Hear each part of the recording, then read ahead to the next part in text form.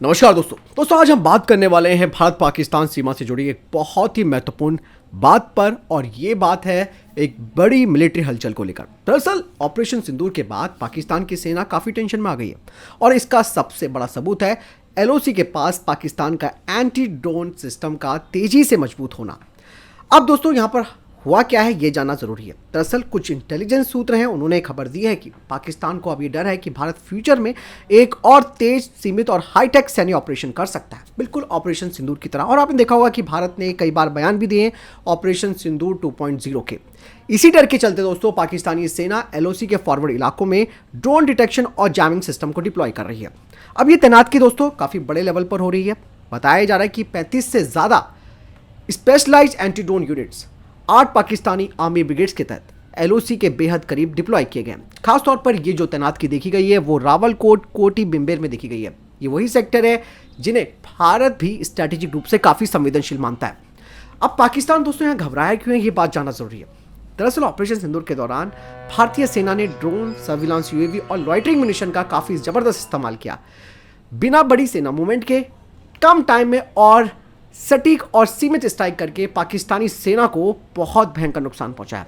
Even दोस्तों अब आपको मैं बता दूं कि पाकिस्तानी सेना को लग रहा है कि भविष्य की लड़ाई टैंकों या पैदल सैनिकों से नहीं होगी, बल्कि ड्रोन और एआई बेस्ड हथियारों से लड़ी जाएगी।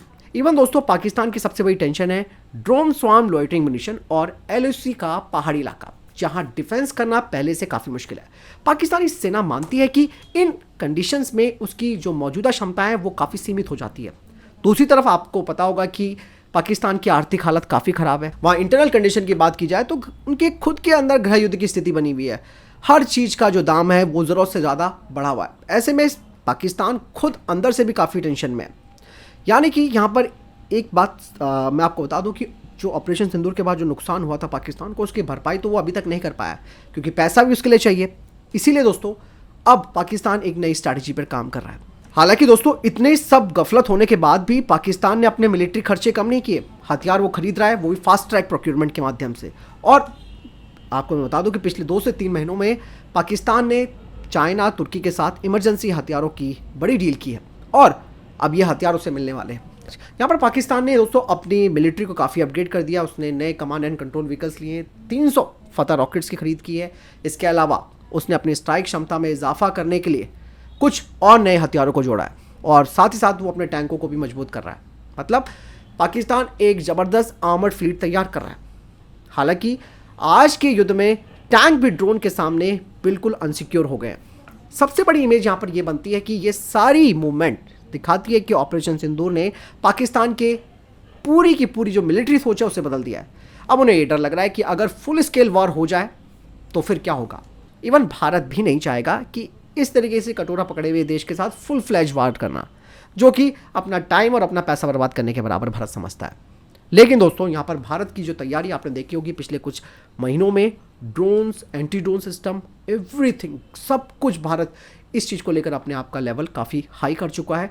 हर कमांड स्पेशली दोस्तों ड्रोन्स यूनिट को शामिल कर रही है। आपने देखा होगा कि अश्विन प्लाटून, इसके अलावा भैरवा ब्रिगेड, ये सब हाईटेक हमारी जो सेना की सोच है वो यहाँ पर दिखती है। क्योंकि भारत को भी यहाँ पर पता है कि अब ड्रोन युद्ध जो है वो काफ़ी ज़्यादा इंपॉर्टेंट हो गया है, क्योंकि यहाँ पर आप इन ड्रोन्स के माध्यम से दुश्मन के बड़े से बड़े हथियार को ख़त्म कर सकते हो।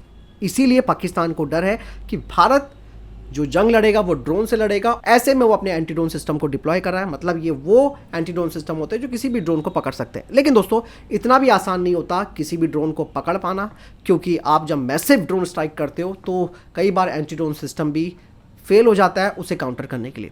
लेकिन भारत के पास यहाँ पर स्वदेशी ड्रोन प्लस स्वदेशी एंटी ड्रोन सिस्टम, क्योंकि पाकिस्तान भी अगर अटैक करता है तो वो भी स्वार्म ड्रोन्स ही हमारे ऊपर भेजेगा, जैसे ऑपरेशन सिंदूर में उसने तुर्की के ड्रोन भेज कर किया था। तो सेम चीज़ें, भारत की एक लंबी सीमा है और भारत हर तरीके से इस चीज़ को अपना रहा है। और भारत को एक चीज़ और मैं बता दूं दोस्तों, यहाँ पर पाकिस्तान ने जिस तरीके से भारत को स्पेशली बांग्लादेश बॉर्डर से घेरने की कोशिश की है, उसका भी भारत अब जवाब देगा।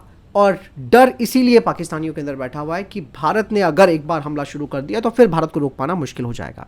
अब यहाँ पर आखिर में सवाल ये आता है कि क्या पाकिस्तान का ये एंटी ड्रोन जो पुश है वो वाकई में उसे सुरक्षित रख सकता है? क्या उसे बचा पाएगा भारतीय ड्रोन से? क्या उसको ये लगेगा कि वो फुल प्रूफ सिक्योर हो गया? हालांकि हमारे पास लॉन्ग रेंज की मिसाइलें भी है, जिस तरीके से हमने इनके 11 एयरबेसिस को नुकसान पहुंचाया था, तो बहुत चीज़ें हैं। और यहाँ पर जो ड्रोन युद्ध है उसमें तो आपको महंगे हथियारों की ज़रूरत ही नहीं पड़ेगी। फिलहाल दोस्तों, आपको क्या लगता है इस पूरे सिनेरियो के बारे में? कमेंट सेक्शन में लिखकर बताएगा। मिलता हूं नए वीडियो के साथ, ख्याल रखिएगा अपना। जय हिंद, वंदे मातरम।